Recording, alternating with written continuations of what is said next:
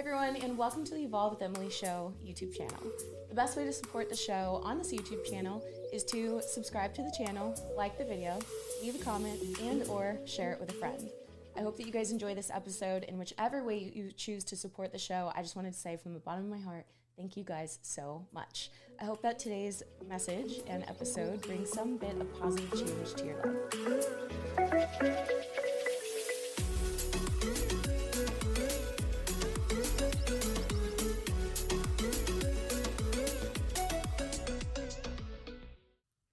Hello, everyone, and welcome to the Evolve with Emily show. I'm your host, Emily Hayden.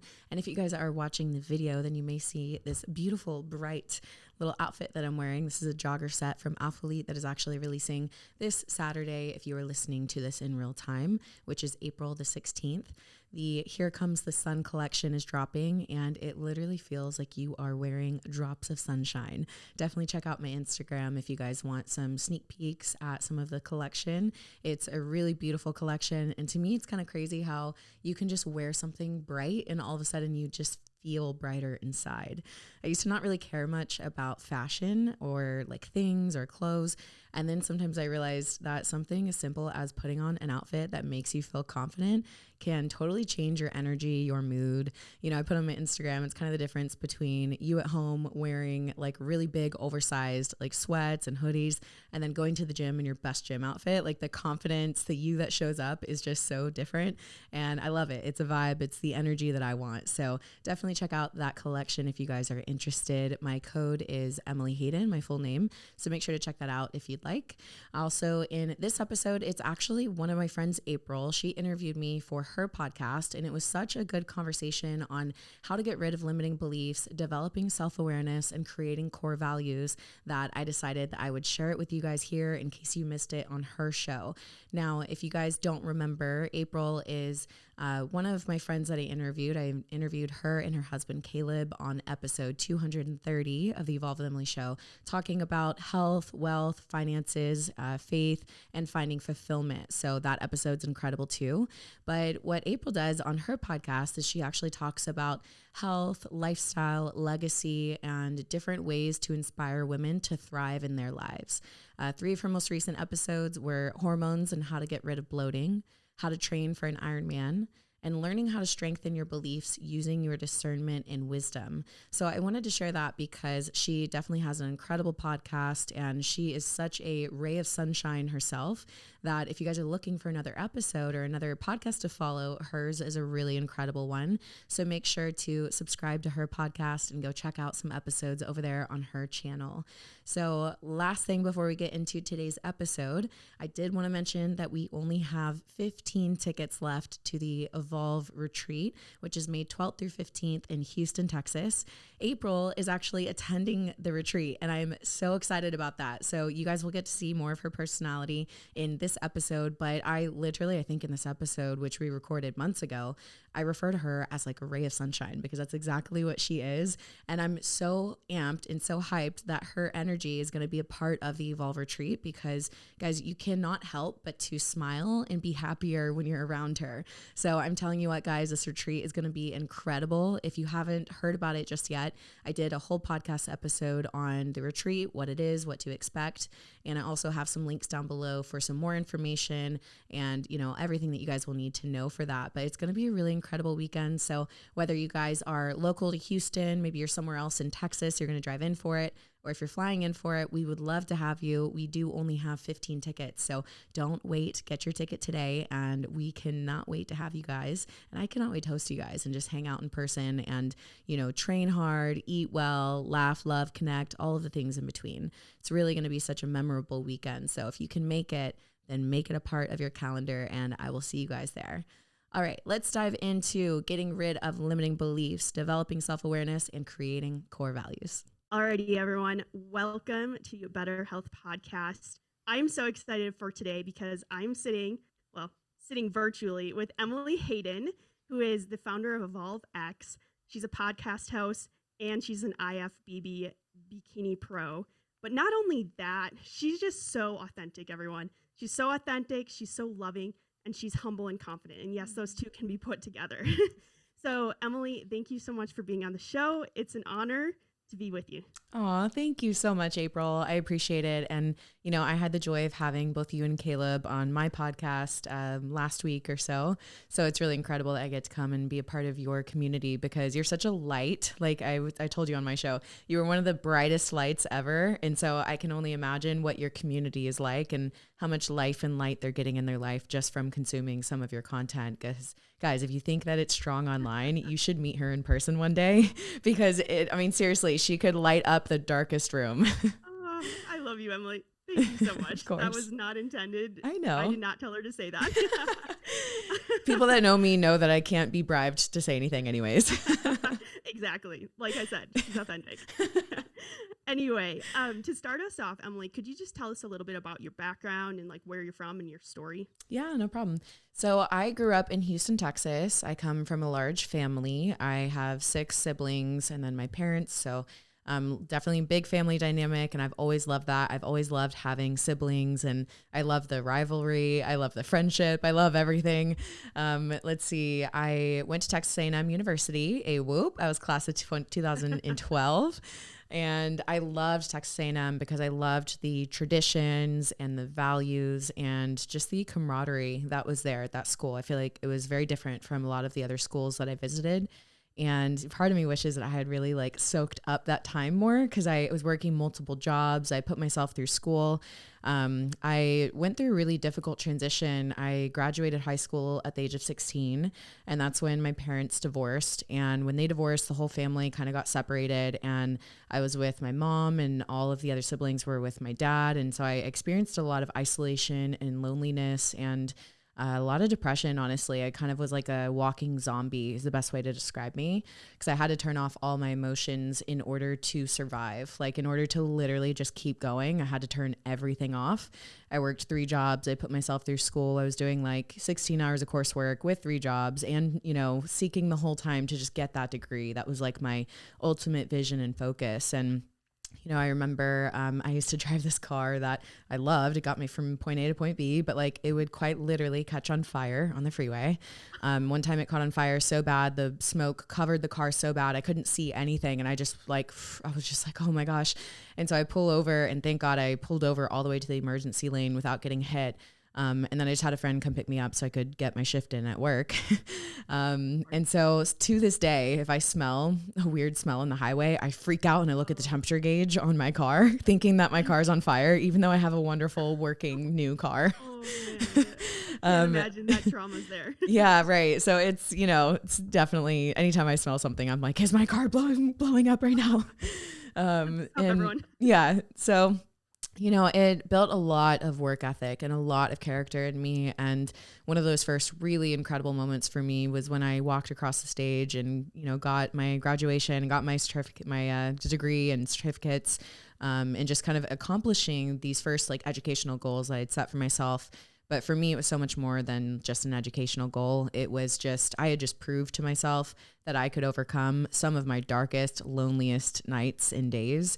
And it was a really growth period for me. It really was. It really showed me like what I was made of. And that time I feel like really made me into who I am. And from there, I opened up my own women's fitness boot camp and I hosted different groups of women. We would do workouts a couple times a week. And I saw how incredible it was to just introduce, fitness and movement into these women's lives. And they were like crying in my garage about like how this has changed your life and how they were more confident in their relationships at school, at their work. And I was like, this is incredible. Like, I cannot believe that this is just like transforming their lives, And that was in 2013 when I opened up my Instagram account and I started getting some online clients because I started competing at that time as well. And I was competing in bikini NPC division and I fell in love with it. I started my YouTube channel from there to document the different competition preps that I was doing. So I documented the series to my pro card, which was called Undeniable. And in that series, I showed people what it required to attain this vision that you have for yourself. Like you set these really big goals, have this really big vision, but what does it look like to actually get there? And so I documented that. I vlogged the hard moments, the good moments. I mean, I have vlogs of me crying online, like really showing like the good, the bad, the ugly, and everything in between. And it was cool because the series finale of that series was me getting my pro card. And it didn't come easy. I did 14 shows, 7 of those national shows, came runner up multiple times. So it's not like I just like went for it and got it. I had to fight, and I had to really, really like give it everything that I had. And the whole mindset is that for whatever it is that you're going after in life, you have to choose to be undeniable today. Like you don't have tomorrow, you don't have 2 weeks, you don't have 4 weeks. You only have today to be undeniable. And if you will do that, you will get to where it is that you're going. You may not get it on the first try, but if you don't quit, you will eventually get it. And so it was a real tangible way to kind of show people that if they put in the work and they do it daily and they focus on this like one day at a time mentality, in this every day is day one mentality, right? Like you can't ride yesterday's success. You have to say, what is going to make me successful for today? And it was really cool. I was able to build this really incredible community of people online. And from that, that's just evolved into my Evolve with Emily podcast. I have my Evolve X coaching program, which is coaching and mentorship, really heavy focus on the mindset mentorship part. And it's incredible. Now I get to teach people how to really take control over their own lives and get rid of the unconscious habits and patterns and things that aren't really serving them and aren't really leading them to where they want to go in life, and to set new goals and to create daily action that aligns with those goals that they have for themselves. And, I also have a retreat I've done. I'm having the second one in May in Houston. So I have different modalities of how I help people to evolve in their life, to go after these big goals and dreams that they have for themselves. And I love what I do, and I feel very thankful and blessed that I get to be in this position to kind of just help any way that I can, and it's like no matter where you go in life, no matter how much you learn and grow, I almost feel like the more that you learn, the more you realize that like there's a lot you don't know. There's always so much more. So I feel like I'm just this constant, I'm like a learner of life, a student. That's wow, great English, Emily. I'm a student of life, and I'm always seeking to learn. I completely see that in you, Emily. And like I said, for anyone listening, she's a powerhouse, as she just gave her story. And why I'm so excited about this interview is because of the fact that Emily has this incredible mindset. And so she kind of tapped into a little bit about her story and how she developed that mindset and evolved through that, which leads into my question is, because you're always learning, you're always growing and changing to be better, what are some of your biggest things you have changed or added in your life that have helped you evolve the most and worked in your mindset? Ooh, that's a tough question. Okay. I would say it would probably be a few like mindset patterns or things that I've kind of switched from. One of them, I think one of the very first things I learned to break through was this victim mentality versus victor mentality. And I always definitely leaned towards the victor mentality just naturally. I'm a very driven person. I'm a very I just have this belief in myself that I can do anything I set my mind to. And I attribute a lot of that to the way that I was raised, honestly. Thank you, Dad. But, my dad will also tell you that even as a little girl, I displayed these strong characteristics in this way, and I believe every person has different strengths and weaknesses. And, this happened to be more of a strength of mine. However, there were definitely sections of my life where I was practicing that victim mentality without ever realizing it. We, as our family, we went through a lot growing up, and, I went through some physical abuse. And as I started to really face that head on, it kind of sent me into a dark place of just kind of focusing on just that. And a mindset shift that I made that really helped me was actually from watching a video by Tony Robbins. And he said, if you're going to blame somebody for all the bad things in your life, you better damn well sure give them credit for all the good things that they did in your life as well.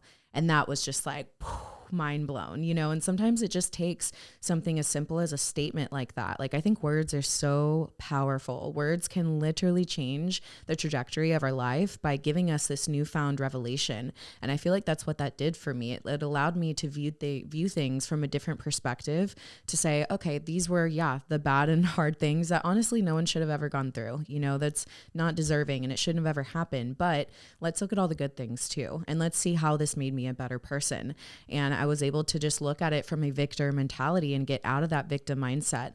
I think money mindset was a huge thing for me too. I come from, we struggled a lot growing up. We kind of lived in the hood, to be honest. We did for a little while, we got out when I was like age 10, lived in a much nicer area and it was wonderful. But at the same time, finances were always a struggle for me and my family. And then when I was on my own at the age of 16, having to provide for myself. And it was just, I was just having to struggle all the time. So I had a lot of limiting beliefs when it came to money in general. And a lot of them are unconscious. It's not like I walked around, saying these things out loud, but it's like I had this unconscious belief that money would always be hard for me.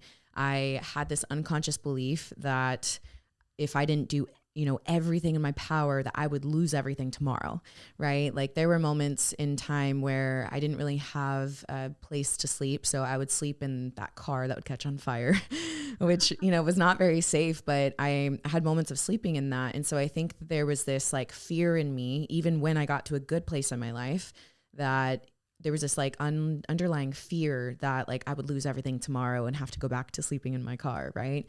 And that kind of lack mentality and that kind of fear is not a place that you want to live your life from. And so really recognizing where in my life I was living and operating out of fear versus operating out of this abundance mentality.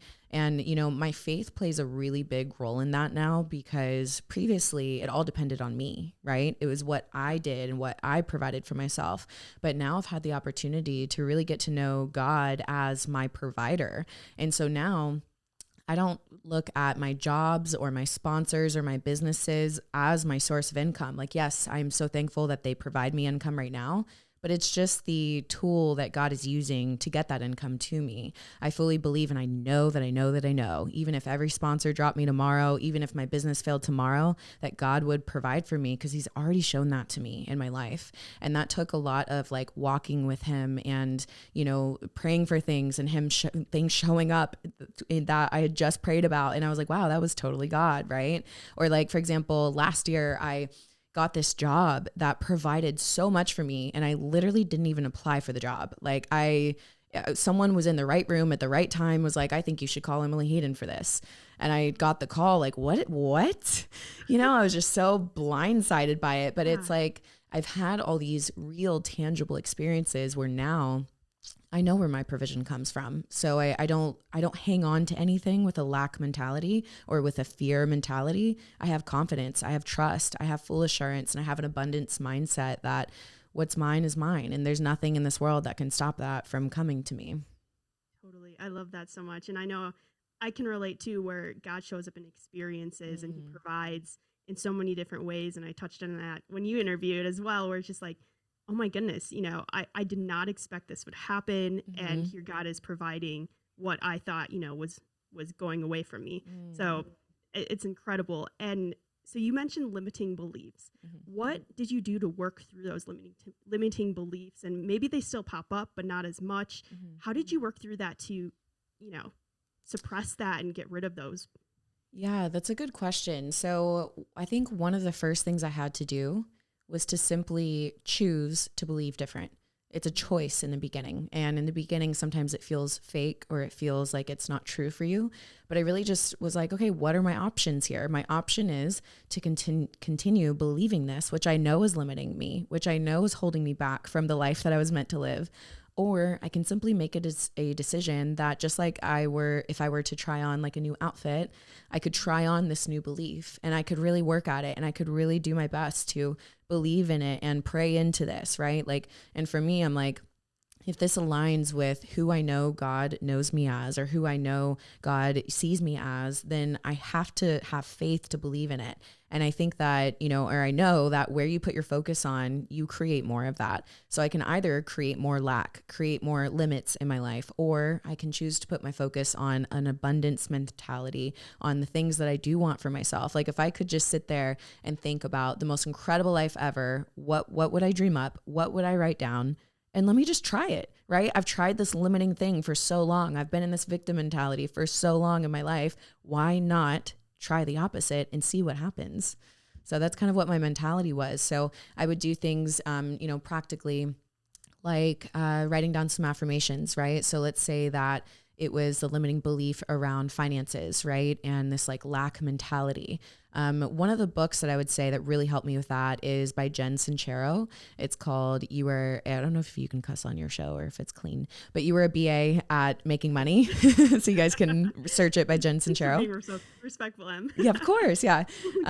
Yeah. So search that book because it really helped me with my money mindset and it helped me break through a lot of those limiting beliefs and patterns.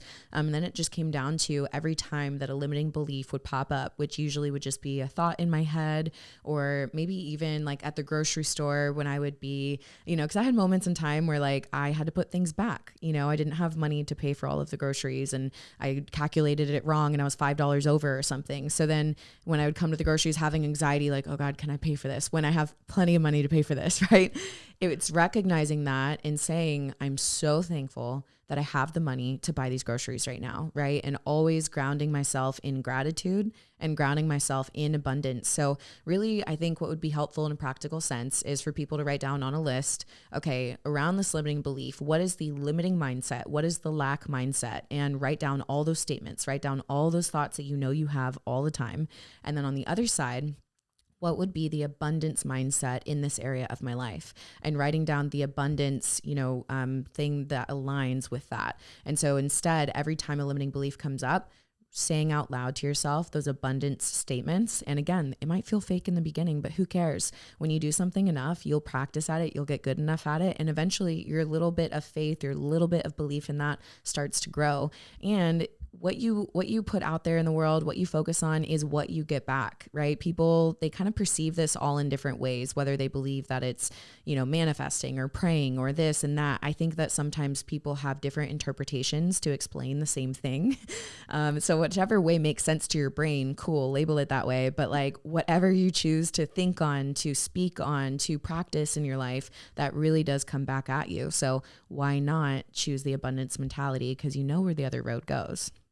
Totally. I love that so much. And the book will be in the show notes for all of you that are wondering. Yeah. And then also, I really think that, taking some self-awareness and reflecting on your actions, your thoughts, and capturing those thoughts in the moment and reflecting on how is this affecting me right now is so key too. So what would you say about self-awareness? I love self-awareness. I think self-awareness. I knew you do, so I had to put it in there. Look at you. You're like, I already knew where this was going. Well, because here's the thing. Once you're self-aware, now you have an opportunity to choose different and to choose better for yourself. So one of the things that I think has really helped me with my self-awareness really practically are things like podcasts and books, right? Because let's say that even as we're speaking right now, that someone's really aligning and realizing, oh no, I didn't realize I had the victim mentality. I didn't realize that I lived in a lack mindset. And now that you have that self-awareness, you now have the ability to choose a new direction, to choose action that aligns with where it is that you want to go in life. So I think self-awareness is huge. I think another way that I've really focused on building it in my life and in my clients' lives is by simple intentions and reflections every single day. So every single day, what are your intentions? How do you intend to show up in the world? Also, what do you intend to do? And this could be really practically inside of your business. It could be in your relationships, because everybody has good intentions. But then at the end of the day, you want to look back and say, okay, let me reflect. Did I do what I said I was going to do? Right. And I think that really allows you to say, every day I'm intending to be a source of love. I'm intending to research things for my side hustle. And yet every day I'm not doing it. Why is that? And now you can look and see, oh, I was scrolling on Instagram, right? I was wasting a lot of time. I was in this like unconscious pattern where I didn't even want to be on Instagram and I'm just scrolling. Maybe instead of being a source of love, you actually reacted really quickly with anger when someone at your workplace upset you or your partner upset you. And you can say, okay, what's going on here? Let me take a good, honest look at where I'm at and take inventory. What's going on? What leads to this? And then you can start to say, okay, I react really quickly with anger. So tomorrow what I'm going to do is I'm going to practice taking a big, deep breath, like 3 deep breaths, maybe, before ever responding. And you do that. And maybe it doesn't go perfect, but maybe you're a little bit better than the day before. And so I think self-awareness is crucial and it's huge. And it's an incredible opportunity to do better and choose better. However, some people, they feel uncomfortable when they are met with the truth. There are some people that the truth doesn't feel good. There's that saying, like, the truth hurts sometimes. And it does. Honestly, sometimes it doesn't feel good. You know, when I've been aware to certain attributes in myself that aren't necessarily pretty, it doesn't feel good, but you have to really understand that knowledge is power. So when you now know that this is something of yours that you can work on, don't sit there in shame. Don't beat yourself up. Don't sit there in judgment. Instead, extend grace to yourself and say, okay, I'm actually not okay with how I respond in these situations. So now what can I do to change? And either you implement those actions yourself, or if you need help, reach out, get resourceful, ask other people, tell somebody that you're struggling in this way. If you're struggling in your marriage, like, open up to somebody who has a marriage that you would like to have in your life and say, hey, I'm struggling to be kind to my significant other, like, in these ways. Like, can you give me some advice or some help? What has worked for you? You know, so I think having that mentality, because I think too often, and I don't know if it's because of the social media day and age that we're in and everybody's highlight reel, but I think people are scared to not be perfect. But like, perfect doesn't exist, you know? And I think you just have to be okay with your own humanness, and also find other people that are totally confident in their humanness, right? My confidence doesn't come from being perfect. My confidence comes from knowing I'm not perfect, but knowing that I'm always doing my best, and that I'll always do my best to correct things when I kind of miss the target, so to speak. What about you? What has helped you with your self-awareness, and how has that played a role in your just evolution as a person? Totally. I think for me, these past few months, just being a newly married person, Mm-hmm. a married wife, it's one thing that I realize is I've been caught up in my identity in not in Christ, but in Caleb, and what is Caleb doing. And so I really had to take a moment to realize, wow, like, who am I? I'm getting caught up in what Caleb is doing or his achievements, but who am I? And realizing and reflecting on, okay, what are these thoughts that are going through my head? What is causing this? And pausing in there, and then taking some time to pray and help and ask God to help me to realize what those limiting beliefs are, or whatever is hindering me to realize that I'm a child of God, not somebody that's caught up in another person. And actually lately, and I know we touched on this beforehand as well, and you mentioned it just recently, is I'm stopping scrolling through Instagram right now, and I'm taking a whole month to do it, and maybe longer, because I realize that as I scroll through the feed, I'm looking at different opinions, viewing different opinions, or listening to different opinions and people and what they look like, what they're doing, and realizing that, wow, my opinion is, getting caught up in what other people are thinking or doing, and taking that moment to reflect and be like, this is a huge factor in what's hindering me to, flourish in who I am and what God made me to be. And so reflecting on that and realizing, okay, what actions should I take moving forward, knowing this? And so really for me, it's taking time to reflect and pausing, whether that's at the end of the day and reflecting on the day and what I did throughout it, how I felt, what my thoughts were, how I acted, and then thinking through that and praying over it, and then asking God to, change my heart on whatever it may be. And then the next day waking up and realizing, okay, this was yesterday. How is today going to be set up? And so a lot of that is the reflection aspect. Wow, that is beautiful. And I think, it's so important to ask those really good questions. And that's something that has really helped me, is just learning which questions to ask. And I'll have to say, there was a period in my life where, I consider myself a very self-aware person, in the sense that once I kind of do something, I'm able to reflect on it pretty quickly, because I've practiced doing that a lot in my life. But there was a season where I knew that I had a blind spot and I couldn't see it. And I was like, dang it, I'm going to have to ask for help, And so I went and worked with a therapist, and, I came to them. I was like, hey, he was like, why are you here? And I'm like, everything's great. And he's like, okay, ... And I was like, but I'm not self-aware to my current thoughts, patterns, things that are outside of my self-awareness, right? Like, it's an unconscious thing. I just know that it's there. And then we were able to dive deeper, and, he was a Christian therapist too. So it's cool because he brought God into every single conversation we had. And it's really wild doing therapy with God. Oh, I bet. Because you can't hide. Whoa. Not that I want to, but right now. totally. It was wild. I'm like, do you know me? Like, okay, I'm gonna leave. Yeah, Wait, no. hold up. Nope, I'm not gonna leave. Totally. Yeah, it was really good. But also, I want to say, I think what you're experiencing is something, that a lot of people experience when they get into relationships, or marriages even, where obviously like you love your partner and it can be so easy to sometimes like dive into their life and kind of, lose track a little bit of where you're at in your own journey. And so I think it's beautiful that you've recognized that and you're kind of just redirecting yourself to get back on that path and keep going. And I think that you're going to have a lot of encouragement to speak into others that experience the same thing. So I just want to encourage you as you do that you're doing a great job.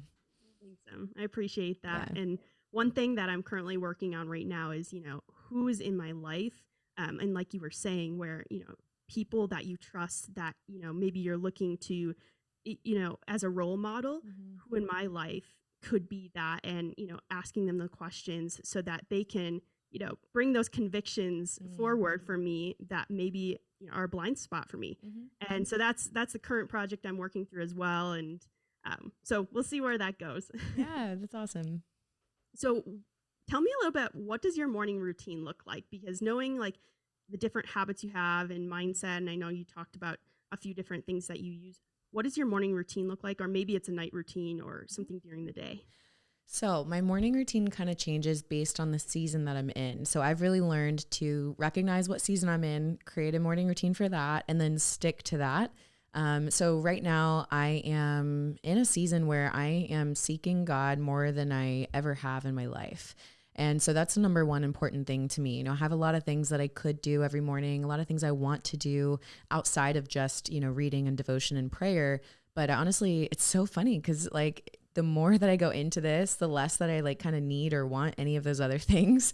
Like, the yoga and the meditation and things like that. They're all great, but like, oh my gosh, I've just been getting so much life from my reading and my prayer and my word and worship in the morning that like I could just sit there forever. And sometimes I'm like, God, I know that I have to go to real life in a second, but I would say, I wake up, I snuggle my babies. That's actually the first thing I do every single morning. I have 2 French bulldogs.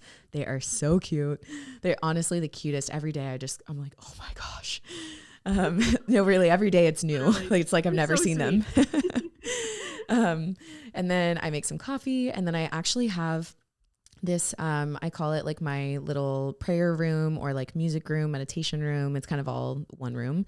And, I heard this in a message recently where it was like, they were talking about going into the secret place, like going into the garden with God. Right. And they were saying there's something about like going in and like closing the door behind you. And this room has like the French doors to it. So I go in, and when I close the door, I like look at it for a second, and I'm like closing out the world. And honestly, I know not everyone's going to agree with this, but I don't even allow my dogs in that room when I'm seeking God because they're so cute. Like it's so easy to get distracted. Yeah. So, and they don't care. They know, they like watch me from the couch and they snuggle together and they're fine. So they have their time. But I close the door and I go in there and I'll read, I'll journal, I'll pray, every day it's kind of something different. But that's the number one thing that I have to do every single morning. And then besides that, it's just, getting ready for the day and typical morning stuff. I currently don't work out in the morning. I kind of would like to, but I'm in the point or in a season right now where it's best for me to work out kind of midday, like mid-afternoon ish, before the rush, before the crowd, but after I've done all my creative work, because pretty much everything that I do is based on my energy, my creativity. So it's better for me to do that from the hours of early morning to like say 2 p.m. or so. And then after that, I can do any other like small tasks or, working out is fine. I'm still motivated for that. Well, even when I'm not motivated, I still do it, but.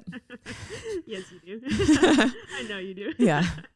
I love that so much. And, yes, maybe for a lot of people working out in the morning is a convenience or more efficient or works better because, of work schedules. And I feel you though, like working out in the afternoon has done so much better for me. And I feel like my body is less stressed as well because I'm already waking up with energy. So by working out, it like almost overtaxed my body. And in the afternoon when I had that slump, it's just like a pick me up. Yeah. Totally. And I feel like, for what we do, podcasting and such, like if I go work out in the morning, I deplete a ton of energy. And I'm like, I want to work out in the morning, but I need that energy. Yes. Oh man, I'm with you. I feel you. So one thing that we talked about when we were in person together was your core values. And I absolutely love this. A few months ago, Caleb and I together as our marriage core values. We designed it and figured out, okay, what's most important to us so that we can filter this, for any decisions moving further. So talk to me a little bit about your core values and what that looks like. Yeah. So a few of my core values: love, freedom, and service. And I have many core values, leadership and loyalty and a lot of other things too. But I would say the number one is love. I really seek to operate from a place of love, and I'm a human and I fail at that all the time. And I'm seeking to be better at that all the time. So I'm always, every time I fail at it, every time I don't hit the mark in that, I'm kind of like reassessing and looking at how can I do that better, and what's the area of growth that I currently have. And that's the thing is I don't judge myself. I don't shame myself for doing that because I recognize my own humanness, but I'm able to say, okay, what is this current struggle? Because anytime that you fail, it just highlights where you have room for growth. So it just shows me, okay, I just have room for growth in this area. Love for me is, it's an action. It's not just a feeling. If you really rely on love as a feeling, you're not going to be very loving all the time because there's a lot of things that can kind of upset your feelings. But love for me is something that supersedes all of that. It's funny that you bring this up because I had just screenshotted the verse on love that I think everybody kind of knows, 1 Corinthians, it's 1 Corinthians 13:4. Love is patient, love is kind. It does not envy. It does not boast. It is not proud. It does not dishonor others. It is not self-seeking. It is not easily angered. It keeps no records of wrongs. Love does not delight in evil, but rejoices with the truth. It always protects. It always trusts. It always hopes. It always perseveres. And I seek so wholeheartedly to live more of that out in my life, in my personal relationships, in my business, online with, here's the thing. It's easy to love people that are loving back to you, right? That's the easiest thing in the world. It requires no personal growth to be able to love that. But it's like, how do you respond when you're having straight evil come at you? How are you responding when you're having hate come at you? And I think that really shows where you're at in your love journey. And it's not easy. And again, I fail at it all the time, but I'm really seeking to just mold myself little by little, kind of like a potter with some clay, just kind of get off that bitterness, get off that hurt, get off that, all these feelings and emotions that take us away from a loving place. I talk about, love as an operating system in my EvolveX community and program, and how if you want love to be your operating system, you have to start to practice love in all the hard moments in life. And so that's definitely a core value of mine. And, it really does shape what decisions I make. So, even if, for example, you can feel really justified in your responses to certain things, right? Like when someone treats you wrong, you could totally be justified to take X, Y, and Z actions. But when you ask the question, what is the loving thing to do? And like the pure form of love, right? Not the worldly love, but like the love that God the Father gives us first. What would be the loving thing to do? It's often not the thing that you want to do. And it's often the harder option, and often like I've been in really difficult moments recently where I was met with some, just straight evil and hate and just some of the worst things. And I didn't feel strong enough to be able to handle it on my own. And I was able to call somebody else and say, hey, like, I need you to tell me to put my phone down. And I need you to tell me what the loving thing to do is in this moment, because I'm not feeling loving. Like I'm feeling the opposite of loving and it's so hard and I don't want to do it. Like I don't want to be loving. This doesn't, it's not fair, all these things, right? And, I'm thankful in that moment to have community of other people that share core values that are similar to mine, so that when I am failing and when I am weak, they can be strong for me and they can kind of step in for me and help me and redirect me back to my core values. So love is definitely a strong force in my life, and I'm always seeking to be better at it every day. Freedom is another one. Freedom is one of my ultimate core values, and people may think that it's just like a political statement, right?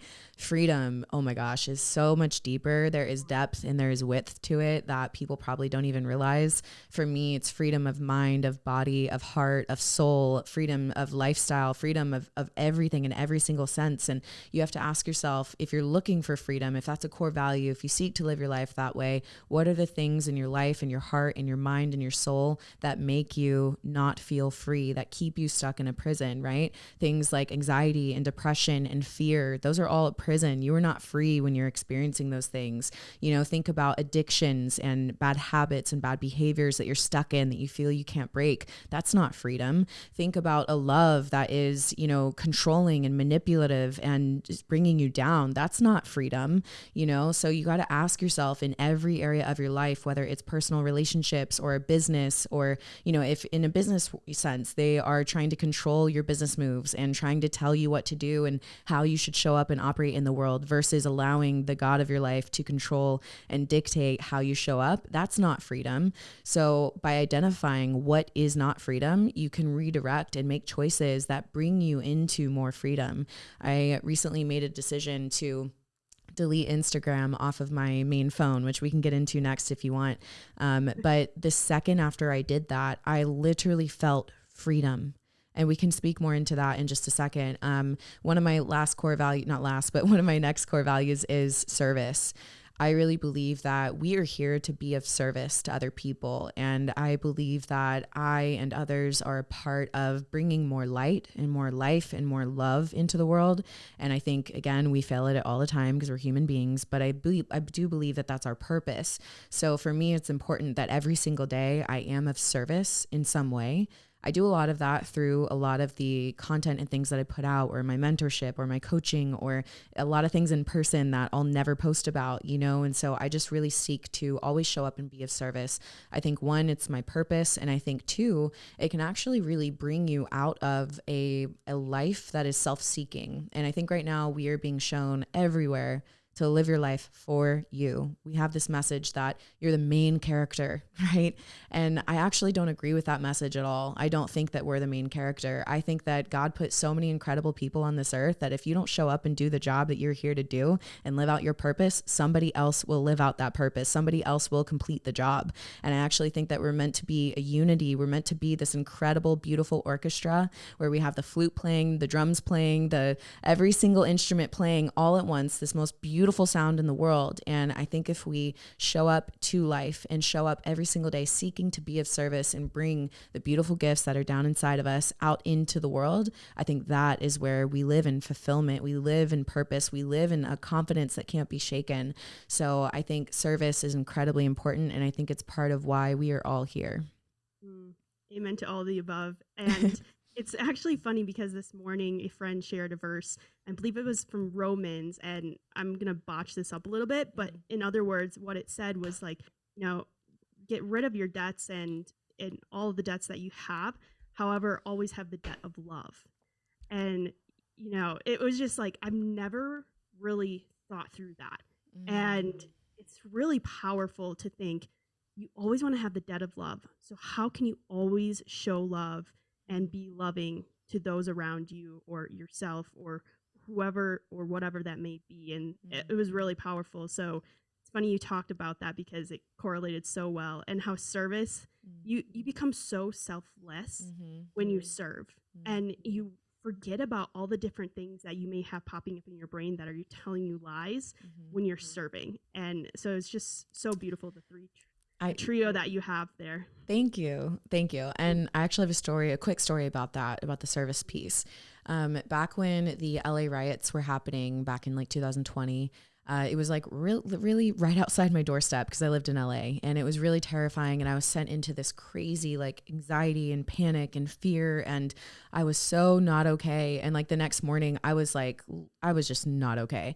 And so I got up, I got out of my apartment, and I went to where the LA riots were, and we helped clean up everything. And so we went inside a bunch of the malls and shops and just helped the store owners, sweep up glass and all the stuff that was ruined. We threw it in trash bags and helped. And literally I went from this like anxiety panic attack to all of that was completely gone. Like I didn't have to meditate my way out of it. I didn't have to yoga my way out of it. I didn't have to like do any of these things, or, it wasn't about me, and so taking that focus off of me and how I was feeling, which is justified and real because it was a scary situation.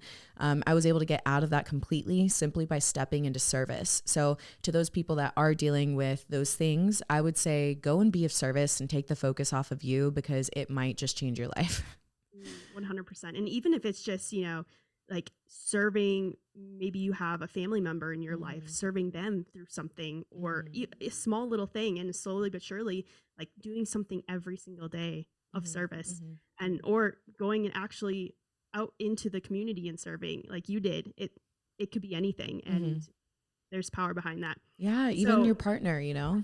Yes, 100%. I find so much more joy when I'm like not thinking about, oh, what could Caleb do for me, versus like, oh, how can I serve Caleb today? And how can I be the best that I can be in his life? You know, I hear a lot of couples, you know, sometimes they'll say like, oh, you know, my partner isn't, you know, happy or satisfied, or they're not like doing things for me anymore and all these things. And kind of like, okay, well, what do you do for them? Like, how are you fulfilling their needs? You know, and I think kind of like how we live in this self-seeking society, we can do that in relationships too. And I think I heard it from my dad maybe once or something, or actually might have read about it, but it basically the thought was to outserve each other. And here's the thing, if you are out serving your partner is going to be so happy and so satisfied. They're going to just naturally want to serve you too. 100%. It's such an important value to live by. You know, I have that in your life. I'm with you. So before we end with the rapid fire questions, let's talk about Instagram. Okay. Okay. So you removed it from your home screen, or from the home screen in your phone, which I happen to do the same thing as well, which was really ironic when we both brought it up and started talking about it. I know. I was literally like, wait, when did you do it? Because maybe you did it a few months ago, because I literally did it like last week. And yeah, last week. That's crazy. Literally. So it's so ironic. So talk to me about what the power behind that is for you. So I deleted Instagram off of my personal phone completely. There's a work phone that's here that I have my assistant go on. And after I create the content, so I'll write the caption and have the videos and photos, she'll post the content for me. And I really wanted to remove myself from Instagram. You know, this is something I've been wanting to do for a very long time, but honestly, as a content creator, I have felt the need to be there. I have felt like I had to, and this is what I was mentioning about the freedom portion. I felt like I had to, I needed it. Right. But then I had this like click where I was like, no, if this is on my heart to do this, I need to follow it. And I need to know that God is going to lead me where I'm meant to go. Even if I don't have anyone on Instagram when I return, or it all crashes and burns, like God will take care of me. I'll be there, Em. Yeah. Aw, thanks. You're so cute. Thank you.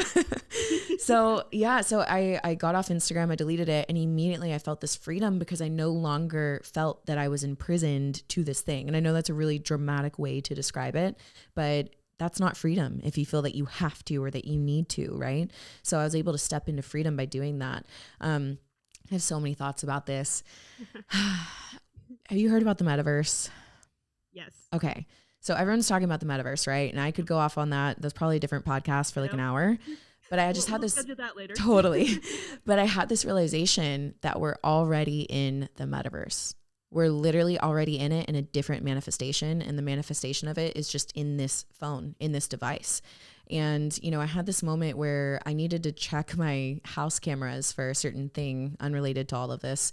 And I was looking through my house cameras and I saw how much my head was down in my phone. And I was like, not okay about it. And it was already on my mind that I needed to separate from this. Wow.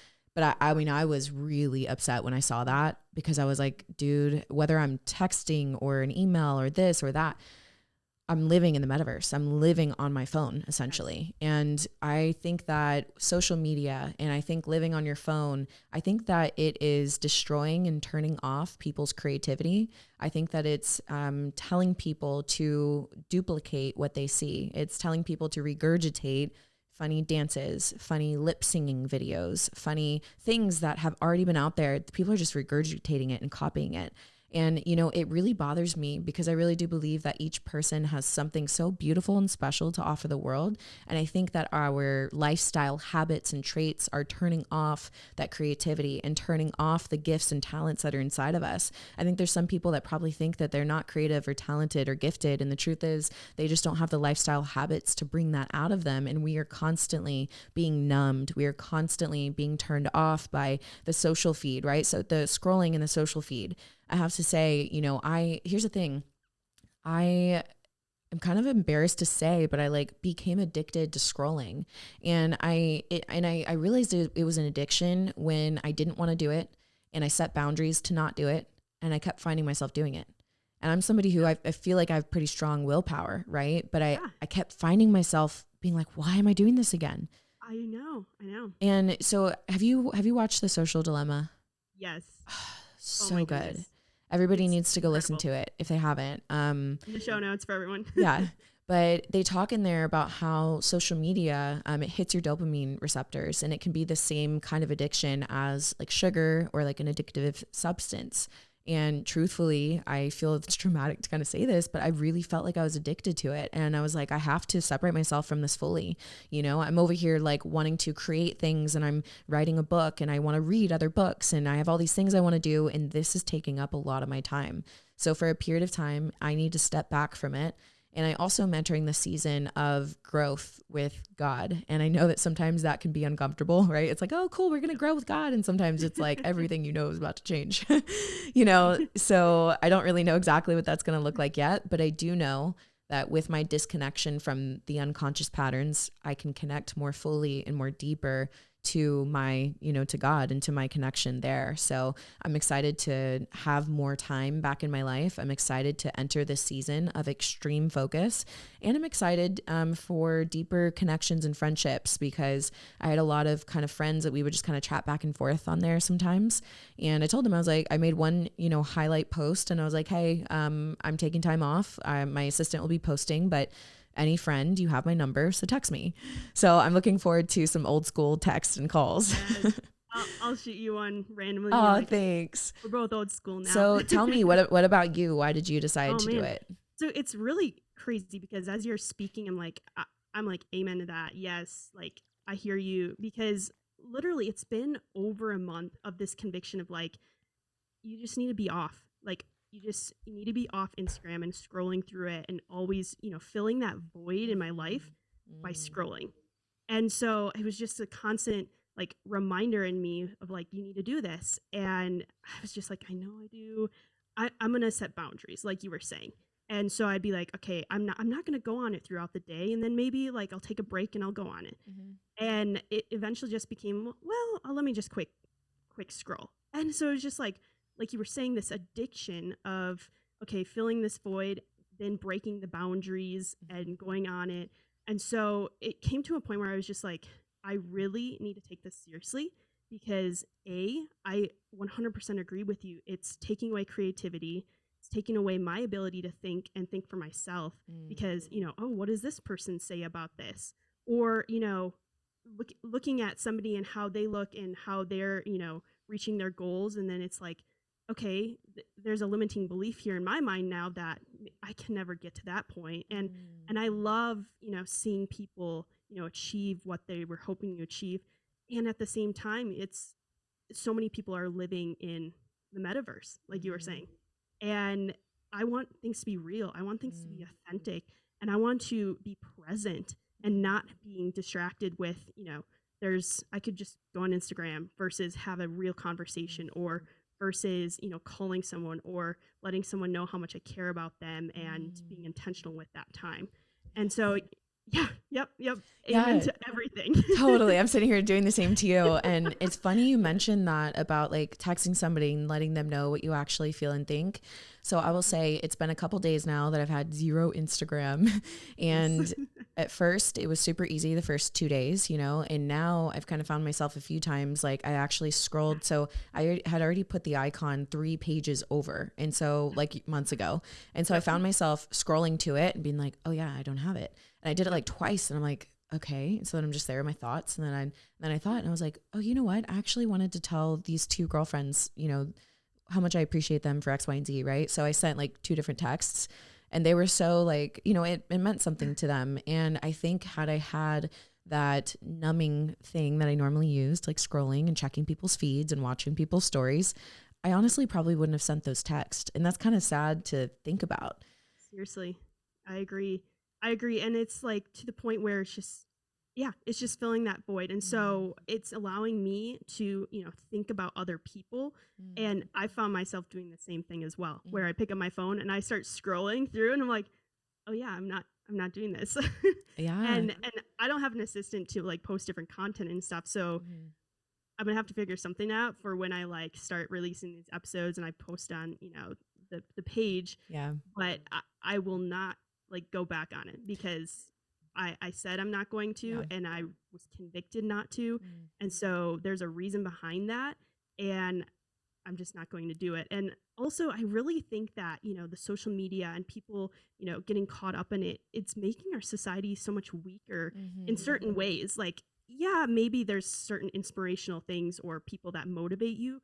But overall, like you were saying with, memorizing dances or, different songs and such, it's making us weaker because we're just entranced with that versus how can we bring value to those around us, the people in our lives, and Mm. versus that. 100%. And what you said earlier was that you wanted to have your own thoughts, right? And you didn't want anyone else like telling you what to think. And I think we unconsciously, we receive everybody else's thoughts and opinions. So sometimes it's not like, oh, I'm going to believe what they believe. But if you're seeing the same thing over and over and over again, it's going to get into your head. And so I kind of wanted to also just see what is here, what's in my mind and my heart when nothing else can come through except for what I believe to be divine truth, right? Like when I only have that, what kind of content do I create? What kind of podcasts do I put out? What kind of messages do I give? And so I really wanted to just kind of create from this like authentic, pure place. And I also kind of just have this feeling similar to you. I don't really know how long it's going to be, but I kind of have a feeling that when I'm at the end of this or when I get to a certain point, I'm going to be able to have language to share with other people. Something that I think is going to help them step into their power. And I kind of think that's why like I'm going through it and need to go through it now. And I don't think it's an accident that we're doing this at the same time either. I agree. I know. I literally am like, I'm so excited inside because we're on the same page and we can like keep each other accountable and Yes. like think about the different thoughts and what's going on in our mind now that we're free of that. Yes. I would love that. So good. Emily, this has been incredible. And now we're to the hardest part of the interview, Okay. the rapid fire questions. Okay. So we're starting off the bat with, so what books are you reading right now? And I know you're a reader. I saw what you're reading. What are you reading right now? Well, you just bought me the book, The Gap and the Gain. So I actually started reading that book and I already love it. Oh my goodness, speaking right to me. And I know it's rapid fire. So, and then Evolve Your Brain by Joe Dispenza. And then there's a new one. It's another brain one. I can't remember the title, but I haven't started it. I just bought it and I'm about to start it. So those are the two then. Amazing. I love that so much. What is your favorite food? That's not fair. I don't discriminate against food. I love food so much. My favorite food is the hot food that is in front of me at that given day and time. Yes. I do love pizza. Oh, But like also burgers and sweet potato fries. You know what I mean? sweet potato fries? Oh my If gosh. you talk to Caleb right now and ask him what's April's favorite food, he'd be like, oh, sweet potato fries? Duh. Do you guys have a Hop Daddy? No, Okay, I don't actually. If anyone's listening and you have a Hop Daddy next to you, they have my favorite sweet potato fries. Oh, man. And I love to make them homemade too. They're so good, like in the oven. I haven't perfected the homemade ones yet. I won't lie. Well, I'll do a tutorial for you. Thanks. What next question is, what's your definition of intentional living? This could be a loaded question. My definition of intentional living. To me, it's just choosing how you show up in the world in a way that is aligned with your highest self. It's good. Period. What's your favorite travel destination or dream destination?